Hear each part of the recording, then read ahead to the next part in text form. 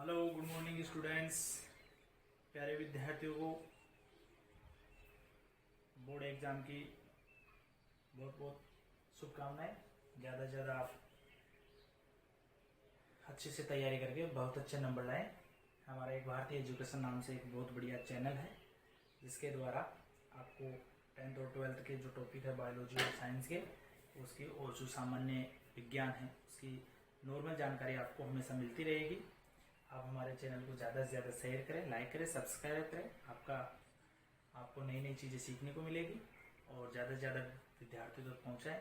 हमेशा नई नई वीडियो आपको देखने को मिलेंगे, शिक्षाप्रद जो वीडियो हैं वो आपको देखने को मिलेंगे।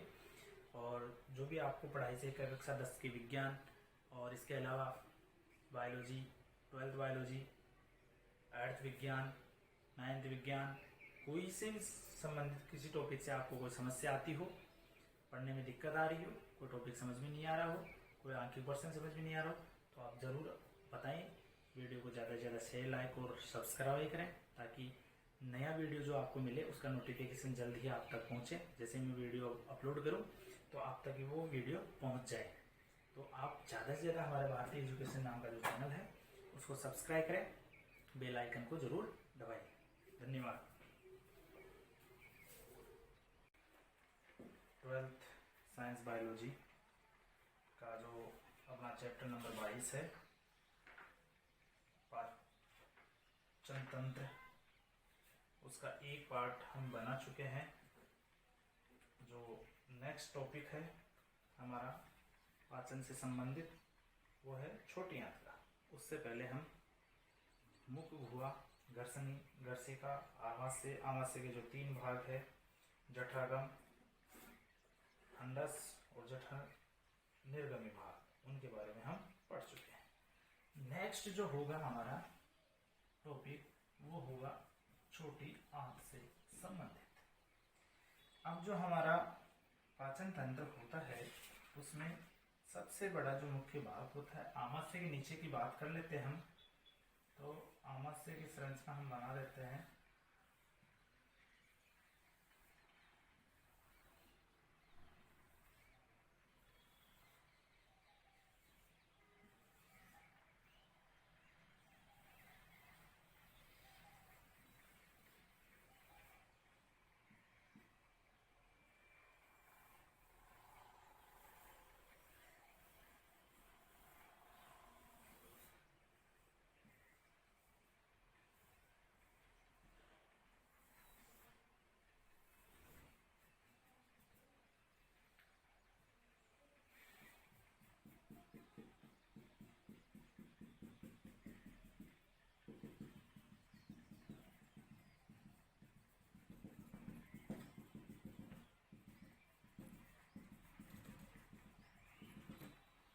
तो देखिए विद्यार्थियों, छोटी आंत जो शुरू होती है वो शुरू होती है अपने आमाशय का जो नीचे वाला भाग है, आमाशय का जो जठर निर्गमी भाग है, ये वाला जठर निर्गमी भाग, वहां से ये छिद्र छोटी आंत द्वारा, जो जठर निर्गमी का जो छिद्र होता है वो छोटी आंत, जठर निर्गमी एक छिद्र द्वारा छोटी आंत में खुलता है।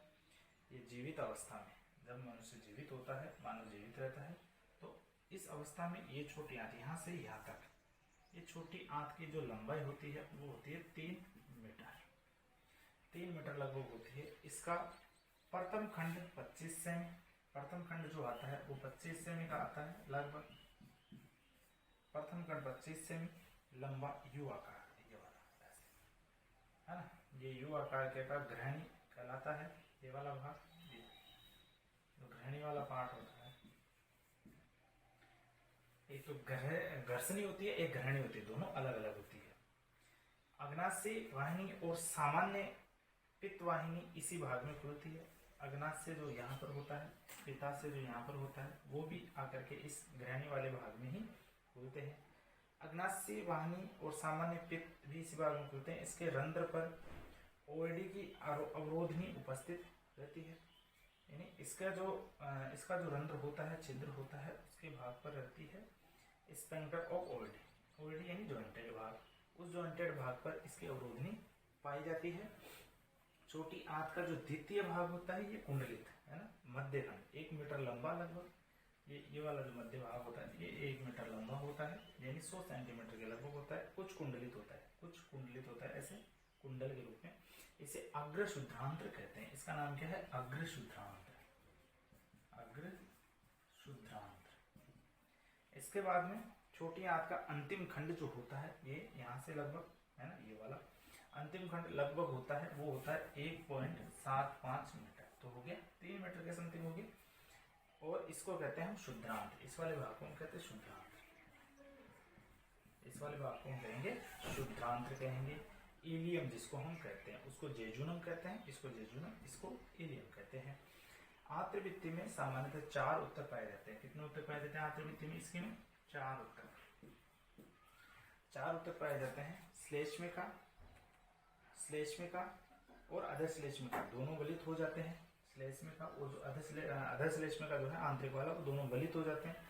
वलन जो है इनका, वलन घुमाव है इनका, वो होता है 8 mm का, 8 मिलीमीटर का। और ये कर्करिंग के वलन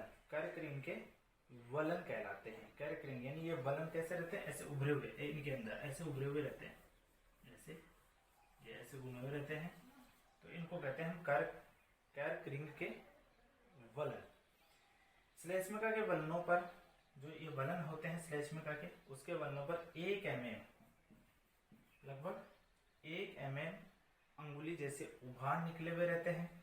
इसके बाद में जिन्हें हम क्या कहते हैं, उस 1 mm जो उभार पाए जाते हैं उनको हम कहते हैं रसांकुर। क्या कहते हैं? रसांकुर। छोटी आंत के अंदर जो श्लेष्मिका और अधश्लेष्मिका पाए जाते हैं उनके अंदर लगभग 1 mm के लगभग एक उभार होते हैं अंगुली के समान, उनको हम रसांकुर कहते हैं। प्रत्येक रसांकुर में स्तन्य कोशिकाएं पाई जाती है, लसिका, जिनको हम क्या कहते हैं? लसिका कोशिकाएं। रक्त कोशिकाएं तथा चिकनी पेशियां पाई जाती है। रक्त पेशियां पाई जाती है, चिकनी पेशियां पाई जाती है। प्रत्येक रसांकुर में स्तन्य कोशिका, लसिका कोशिकाएं ये पाई जाती है, चिकनी पेशियां पाई जाती है। रसांकुर की जो उपकला उत्तक की जो कोशिकाएं होती हैं, उपकला कोशिकाएं होती है, उनपे लगभग 1 माइक्रोमीटर, ये इससे भी छोटा हो गया, 1 माइक्रोमीटर लंबे 1000 सूक्ष्म अंकुर, छोटे छोटे सूक्ष्म अंकुर पाए जाते हैं। ये सूक्ष्म अंकुर क्या करते हैं? इसकी ब्रुश बॉर्डर का निर्माण करते हैं। इस छोटी आंत की ब्रुश बॉर्डर यानी इसकी सतहों का क्या करते हैं? निर्माण करते हैं। वलन, एक तो वलन हो गए, एक रसांकुर हो गए और एक सूक्ष्म अंकुर हो गए। रसांकुर कौन से? ये वाले है, उभार जो पाए जाते हैं। सबसे पहले तो वलन श्लेष्मिका में पाए जाने वाले, फिर उभार पाए जाते हैं, रसांकुर, और फिर छोटे छोटे सूक्ष्म अंकुर पाए जाते हैं। इनकी उपस्थिति से आंत में जो होता है, आंत में पाचन और अवशोषण, आंत में कौन सी क्रिया होती है? पाचन और अवशोषण की क्रिया होती है। आपके अंदर सबसे ज्यादा पाचन इसी के अंदर होता है, इनके कारण ही इनका क्षेत्रफल बढ़ जाता है। इसके अलावा शुद्धांत्र के जो शुद्धांत्र होता है उसमें श्लेष्मिका जो स्तर होता है वो एकल या समूह में पाया जाता है, जिसको हम पेयर के समूह कहते हैं। क्या कहते हैं? पेयर के समूह। इसके अंदर जो समूह पाए जाते हैं उनको कहते हैं पेयर के समूह। अब आंत्र वलित होकर के, आंत जो होती है वो वलित होकर के, घूम करके क्या होती है? वलित होकर के नलिकाकार आंत्र ग्रंथियों में बनाती है। ग्रंथियों को लिब्रकुन ग्रंथियां कहते हैं। इनमें ग्रंथियां पाई जाती है, गांठे गांठे रूप में संरचनाएं हो जाती है, जिनको लिब्रकुन ग्रंथिकाएं कहते हैं। इन ग्रंथिकाओं में क्लस कोशिकाएं पाई जाती है। ये अलग अलग काम करती है, कोई एंजाइम बनाने का काम करती है, कोई अम्ल बनाने का काम करती है, कोई पाचन का काम करती है, इसलिए अलग अलग काम होती है। इनमें पाचक एंजाइम भरे रहते हैं। इन कोशिकाओं की जो पेनेंथ कोशिकाएं होती है, कलर्स कोशिकाएं होती है, इनके अंदर या ग्रंथिकाएं जो होती है उनके अंदर क्या पाए जाते हैं? पाचक एंजाइम भरे होते हैं। और ये पेंथन जो कोशिकाएं होती हैं जो जीवाणु को मारने वाले एंजाइम का स्राव करती है, यानी एंजाइम का निर्माण ये करती है।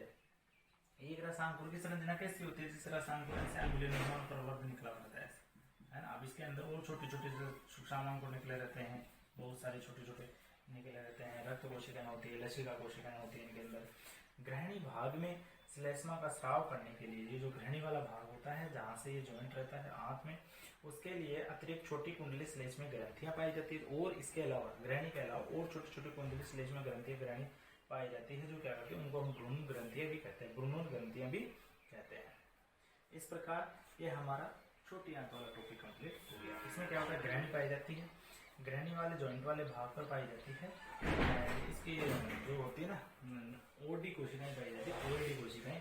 इसके बाद में 3 भागों में पाई जाती है, 25 सेमी, 1 मीटर और 1.7 मीटर। 25 सेमी छोटा सा जो जॉइंट वाला यू आकार का भाग होता है। इसके बाद में 1 मीटर अभिशुद्धांतर पाया जाता है लगभग। टोटल लंबाई इसकी 3 मीटर की होती है। और छोटी आंत के अंदर क्या होता है, सर्वाधिक पाचन और अवशोषण की क्रिया होती है। इसके बाद में हम पढ़ते हैं बड़ी आंत के बारे में। छोटी आंत के बाद छोटी आंत से जो अपचित भोजन होते हैं, अपचित भोज्य पदार्थ जो होता है वो कहाँ पहुंचता है, बड़ी आंत के अंदर। छोटी आंत से बचा हुआ जो भोजन होता है वो बड़ी आंत में पहुंचता है। बड़ी आंत का वैसे मुख्यतः काम होता है जल या तरल पदार्थों का अवशोषण करना। बड़ी आंत जिसको लार्ज इंस्टेटाइन कहते हैं। आहारनाल का अंतिम खंड, जो अंतिम खंड है ये वाला, यहाँ से चालू होता है और यहाँ एंड हो गया। तो ये वाला जो होता है ये क्या कहलाएगा, बड़ी आंत कहलाएगा। इसकी लंबाई लगभग कितनी होती है, 1.5 मीटर। उसकी थी 3 मीटर और इसकी हो गई 1.5 मीटर लगभग। बड़ी आंत 3 भागों में रहती है, उंडुक, बृहदांत्र और मलाशय। 3 भाग, एक तो उंडुक, एक ये बृहदांत्र और एक हो गया ये मलाशय। ये 3 भागों में ये बड़ी आंत मानी जाती है। उंडुक छोटी और बड़ी आंत की संधि पर पाया जाता है। छोटी आंत यहाँ तक एंड हो गई, बड़ी आंत यहाँ से स्टार्ट होती है। तो इसका जो संधि स्थल है वो कौन सा भाग कहलाएगा, उंडुक। इसको हम कह देंगे उंडुक।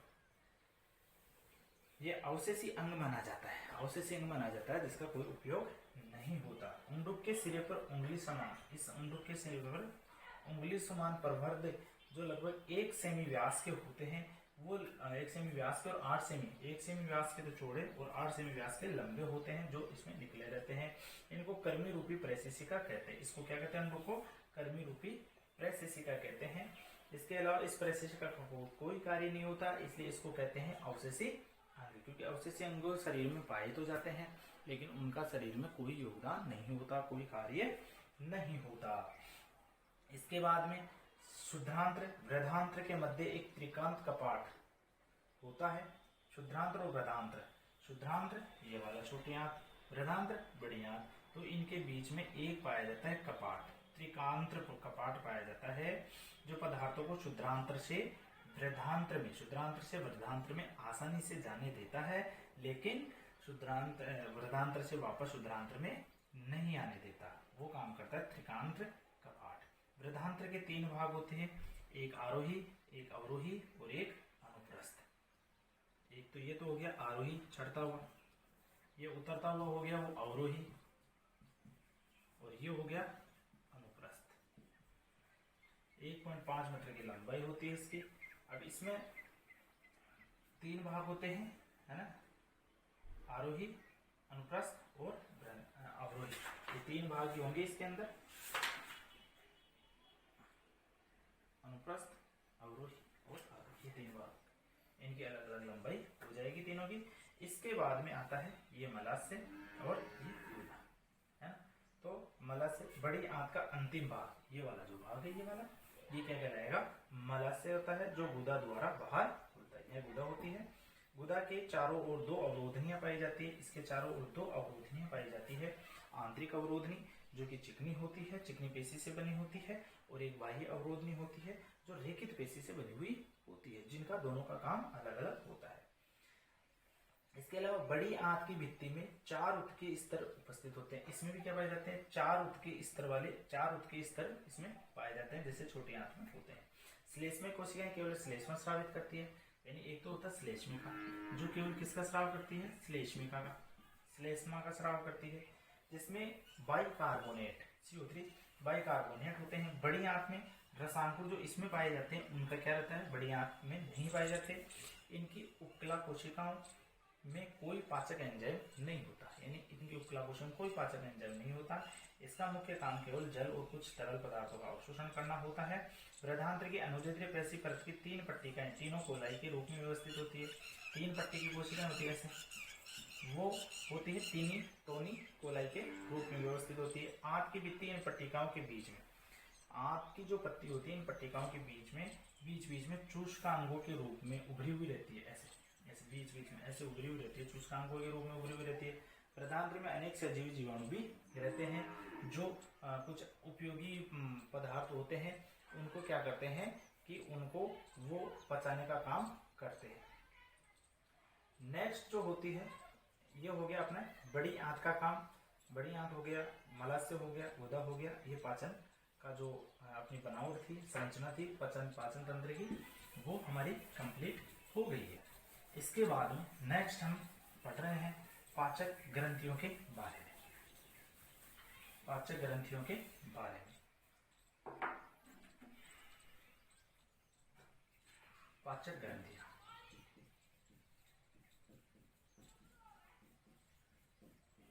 पाचक ग्रंथियां मानव में आहार नाल से संबंधित 3 पाचक ग्रंथियां पाई जाती है। 3 पाचक ग्रंथियां पाई जाती है। एक होती है लार, दूसरी होती है यकृत, एक होती है लार ग्रंथि, दूसरी होती है यकृत ग्रंथि, और तीसरी होती है वो होती है अग्नाशय ग्रंथि। ये 3 ग्रंथियां पाई जाती है। सबसे पहले जो होती है वो होती है लार ग्रंथि। तो लार ग्रंथि में क्या होता है इसके बारे में हम पढ़ेंगे। लार ग्रंथि में मानव में 3 जोड़ी लार ग्रंथियां पाई जाती है। संख्या कितनी होती है? 3 जोड़ी, यानी 6। 3 जोड़ी लार ग्रंथियां पाई जाती है। इन्हें हम कहते हैं अधोजिह्वा, अधोजंग और कर्णपूर्व ग्रंथियां, यानी अधोजिह्वा, अधोजिह्वा एक ग्रंथि तो 3 जोड़ी, 3 जोड़ी में एक जोड़ी तो होगी अधोजिह्वा, एक जोड़ी होगी अधोजंग और एक जोड़ी हो जाएगी कर्णपूर्व ग्रंथि, है ना। 3 प्रकार की होगी। इन ग्रंथियों पर स्रावित लार मुख गुहिका में आती है। जो इन ग्रंथियों के द्वारा जो स्रावित लार होती है, इन ये जो ग्रंथियां होंगी एक एक जोड़ी, इनके द्वारा जो स्रावित लार होती है वो मुख गुहिका में आती है। क्षारीय तरल होता है। क्षारीय जो लार जो होती है लार, वो क्षारीय तरल रूप में, क्षारीय रूप में होती है। इनमें जल, टाइलिन या तो होता है जल या टाइलिन होता है, या एल्फा एमिलेस एंजाइम, एमिलेस या लाइसोजाइम, या फिर होता है श्लेष्मा और सोडियम क्लोराइड वगैरह, या फिर होता है पोटेशियम कार्बोनेट आदि के आयन उपस्थित होते हैं। इस लार के अंदर पाए जाते हैं पोटेशियम, कैल्शियम, सोडियम क्लोराइड, श्लेष्मा, एमिलेस या लाइसोजाइम वगैरह, ये इनमें पाए जाते हैं। टाइलिन पाचक एंजाइम है। टाइलिन जो है वो है एक पाचक एंजाइम जो पचाने का काम करता है। इसके अलावा लाइसोजाइम जो है वो जीवाणुओं को नष्ट करने का काम करता है। ये ग्रंथि कंप्लीट, लार ग्रंथि जो है वो हमारी कंप्लीट हो गई है। इसके बाद में है हमारी यकृत ग्रंथि, लीवर, जिसको हम लीवर भी कह सकते हैं। लीवर ग्रंथि मानव की सबसे बड़ी पाचक ग्रंथि है। सबसे बड़ी पाचक ग्रंथि है मानव की, जिसका निर्माण भ्रूण के एंडोडर्म से होता है। भ्रूण के एंडोडर्म यानी आंतरिक भित्ति, भ्रूण की आंतरिक भित्ति के द्वारा इस यकृत ग्रंथि का निर्माण होता है। स्वस्थ मनुष्य में इसका भार होता है, वो होता है वजन जो होता है 1.2 से 1.5 किलोग्राम होता है इस यकृत ग्रंथि का भार। ये लगभग 15 से 22 सेमी चौड़ा होता है। और कहाँ पाया जाता है? ये पाया जाता है, यकृत होता है वो तनुपट यानी डायफ्राम के नीचे दाईं ओर। डायफ्राम जो अपना होता है फेफड़ों के नीचे, उसके नीचे दाईं ओर इस साइड में पाया जाता है। इधर अमाशय हो गया, इधर यकृत हो गया। यकृत में 2 प्रमुख पालियां होती है, दाईं और बाईं, दाईं पाली और बाईं पाली, ये 2 पालियां पाई जाती है। दोनों पाली, दाईं पाली जो होती है वो बाईं पाली से थोड़ी बड़ी होती है, दाईं पाली बाईं पाली से बड़ी होती है। इनके अतिरिक्त 2 पालियां और होती है, 2 पालियां और होती है जिनको कहते हैं क्वाड्रेट और कोडेट। क्वाड्रेट और कोडेट, ये 2 ग्रंथियां और पाई जाती हैं। दाएं पाली की निचली सतह पर, दाएं पाली की जो निचली सतह होती है उस पर एक पतली दीवार का थैलेनुमा हरे रंग का एक पाया जाता है, उसको हम कहते हैं पिताशय। क्या कहते हैं उसको? पिताशय। थैलेनुमा इस रंग पाई जाती है दाईं ओर दीवार जैसा थैलेनुमा। इसके अलावा पिताशय से यकृत कोशिकाओं द्वारा स्रावित, पिताशय से क्या निकलता है? पित्रस। पिताशय से क्या निकलता है? पित्रस। पिताशय से पित्रस निकलता है। पित्त होता है पीले हरे रंग का होता है, ये तो आप जानते हो। इसमें पित्त वर्णक तथा पित्त लवण होते हैं। पित्त वर्णक पाया जाता है, पित्त लवण होते हैं, ये क्षारीय पदार्थ होते हैं। इसके अलावा दोनों यकृत पिंडों, ये 2 पिंड होते हैं, इनमें निकली यकृत वाहिनियां मिलकर के क्या करती है, यकृत वाहिनी बनाती है, सामान्य यकृत वाहिनियां बनाती है। इसके अलावा यकृत का निर्माण, यकृत का जो निर्माण होता है वो अनेक यकृत पालियों द्वारा होता है। यकृत का निर्माण जो होता है अनेक यकृत पालियों के द्वारा होता है। इसके अलावा यकृत की क्रियात्मक, ये यकृत की क्रियात्मक इकाई होती है। जो यकृत पालियां होती है वो छोटी छोटी होती है, जो यकृत की क्रियात्मक इकाई होती है, कार्य उन्हीं के द्वारा किया जाता है। यकृत पालिका का निर्माण यकृत कोशिकाओं के द्वारा होता है, जो इनकी संरचनात्मक कोशिकाएं होती है। इसके अलावा यकृत के अंदर पालिकाओं के बीच में जो पालियां होती है, उन पालिकाओं के बीच में अनेक बाहरी कोनों पर यकृत धमनी, यकृत निवाहिका शिरा, इसके अलावा पित्त वाहिनी की शाखाएं, ये सब उपस्थित रहती है।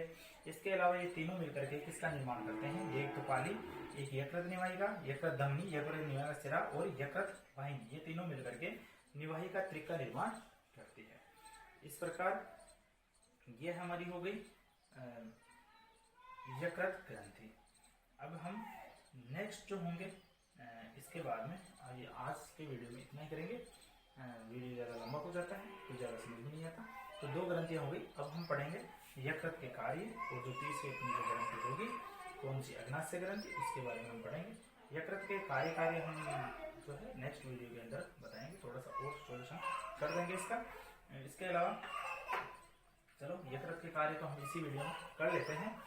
इसमें क्या होता है, एक तो पित्त का निर्माण किया जाता है, क्योंकि ये पित्ताशय से जॉइंटेड रहता है यकृत, तो पित्त का निर्माण होता है। यकृत का प्रमुख कार्य होता है पित्त रस का निर्माण करना। ये हरे रंग का वर्णक होता है, क्षारीय होता है, इसमें पित्त लवण, कोलेस्ट्रॉल वगैरह, लेशिथीन वगैरह ये सब इसमें पाए जाते हैं। इसके अलावा जो कार्य होता है वो होता है यकृत की कोशिकाएं आवश्यकता से अधिक क्या करती है, ग्लूकोज की मात्रा को ग्लाइकोज में बदलती है। आवश्यकता से अधिक ग्लूकोज की मात्रा को क्या करती है, ग्लूकोज में बदल करके संग्रह करती है, जिसको हम ग्लाइकोजिनेसिस कहते हैं। इसके अलावा ये जब रक्त में शर्करा की कमी हो जाती है या कमी होने लगती है तो यकृत की कोशिकाएं जो होती है वो संग्रहित ग्लाइकोजन को पुनः, संग्रहित जो ग्लाइकोजन है उसको पुनः ग्लूकोज में बदल करके उसकी कमी को पूरा कर देती है। उसको क्या कहते हैं, ग्लाइकोजिनोलाइसिस। उसको तो कहते हैं क्या, ग्लाइकोजिनेसिस, और इसको कहते हैं ग्लाइकोजिनोलाइसिस। इसके अलावा यकृत कोशिकाएं वसीय अम्ल, एमिनो अम्ल आदि से ग्लूकोज का संश्लेषण करती है, जिसको ग्लाइकोजिनेसिस कहते हैं। इसके अलावा यकृत कोशिकाएं विटामिन ए का संश्लेषण व संचय करती है, संश्लेषण भी करती है, संचय भी करती है। इसके अलावा विटामिन डी, विटामिन B12 इनका संचय करती है। इसके अलावा यूरिया का संश्लेषण करती है। इसके अलावा हिप्पेरिन नामक पदार्थ का निर्माण करती है, जो रुधिर वाहिनियों में रक्त को जमने से रोक देता है। इसके अलावा प्रोथ्रोम्बिन और फाइब्रोजिन नामक जो प्रोटीन्स है उनका संश्लेषण करती है। इस प्रकार यकृत भ्रूणावस्था में क्या करता है, रुधिरोत्पादक अंग का कार्य करता है, रुधिर उत्पादन अंग के रूप में कार्य करता है। तो इस प्रकार इसके बहुत सारे ये कार्य हो जाते हैं यकृत के। अब हम नेक्स्ट वीडियो में पढ़ेंगे अग्नाशय के बारे में, अग्नाशय ग्रंथि के बारे में। जो अग्नाशय जो ग्रंथि है वो मानव की सबसे बड़ी पाचक ग्रंथि है, सबसे बड़ी पाचक ग्रंथि अग्नाशय। जो अपनी यकृत ग्रंथि थी वो तो सब मानव शरीर की सबसे बड़ी पाचक ग्रंथि है, और अग्नाशय जो है वो मानव शरीर की दूसरी है, इसके बाद में दूसरी सबसे बड़ी पाचक ग्रंथि है। ये ग्रहणी की दोनों भुजाएं, जो ग्रहणी होती है जहाँ पे जॉइंट वाला, उसकी दोनों भुजाओं के मध्य भाग में पाई जाती है। अनियमित आकार की होती है, इसका कोई आकार निश्चित नहीं है, क्योंकि ये बहिस्रावी और अंतःस्रावी, ये ग्रंथि जो है बहिस्रावी और अंतःस्रावी दोनों रूप से कार्य करती है। क्योंकि बहिस्रावी और दोनों रूप में कार्य करती है, इसका उद्भव जो होता है वही भ्रूण के एंडोडर्म, आंतरिक भित्ति से भ्रूण के एंडोडर्म के द्वारा इसका निर्माण होता है। इसमें 2 प्रकार के कोशिका समूह पाए जाते हैं। एक कोशिका समूह तो पाया जाता है एसिनाई, एक कोशिका समूह तो पाया जाता है एसिनाई। ये बहिस्रावी कोशिकाओं का समूह है। बहिस्रावी कोशिकाओं का समूह है जो संयोजी उत्तक के बीच बीच में पाया जाता है। इन कोशिकाओं द्वारा ही अग्नाशय रस का निर्माण होता है। एक होता है वो होता है लैंगरहैंस द्वीप की कोशिकाएं, लैंगरहैंस द्वीप की कोशिकाएं ये पाई जाती है। ये अंतःस्रावी प्रकृति के कोशिका समूह में जो एसिनाई कोशिका समूह के मध्य कहीं कहीं पर ये पाई जाती है। इनमें 3 प्रकार के अंतःस्रावी कोशिका समूह पाए जाते हैं, जो अलग अलग प्रकार के हार्मोन्स का स्राव करते हैं, अलग अलग प्रकार के हार्मोनों का निर्माण करती हैं लैंगरहैंस द्वीप की कोशिकाएं। अब इसमें जैसे अल्फा कोशिकाएं होती है, ग्लूकागोन हार्मोन का निर्माण करती है। बीटा कोशिकाएं होती है, अल्फा, बीटा और गामा 3 प्रकार की होती है। तो अल्फा होती है तो ग्लूकागोन हार्मोन का, बीटा होती है वो इंसुलिन हार्मोन का, और गामा डेल्टा कोशिकाएं जो होती है वो सोमेटोस्टेटिन, गैस्ट्रीन, सीरोटोनिन, इन सब का हार्मोन का निर्माण या स्राव ये करती है। इस प्रकार हमारा ये अग्नाशय ग्रंथि का टॉपिक भी कंप्लीट हो गया और पाचन ग्रंथियां जो तीनों थी, लाल, यकृत और अग्नाशय, तीनों ग्रंथि हमारी कंप्लीट हो गई। अब हम मानव के पाचन तंत्र की क्रिया विधि है वो हम नेक्स्ट वीडियो के अंदर पढ़ेंगे। सबसे पहले तो हमारे कमेंट बॉक्स में हमारे से जो विद्यार्थी लोग हैं वो हमें कमेंट करके बता देनी है कि वीडियो कैसा लग रहा है, क्या है, कमी रह गई है या कुछ आपको समझ में नहीं आ रहा है, कोई टॉपिक है जो आपको मतलब क्लियर नहीं हो पा रहा है, तो उनका ज़रूर आप कमेंट करके ज़रूर बताएं, ताकि हमको लगे कि आप वीडियो को देख रहे हैं, समझ रहे हैं, नहीं समझ रहे हैं, क्या है क्या नहीं है। अगर कोई समझ में नहीं आ रहा तो हम दोबारा दूसरा वीडियो भी बना के डाल देंगे, कोई दिक्कत नहीं है। वीडियो को ज़्यादा से ज़्यादा शेयर करने की कोशिश करें, है ना। तो अब नेक्स्ट हम मानव के पाचन तंत्र की क्रिया विधि है उसको हम नेक्स्ट वीडियो के अंदर करेंगे। धन्यवाद।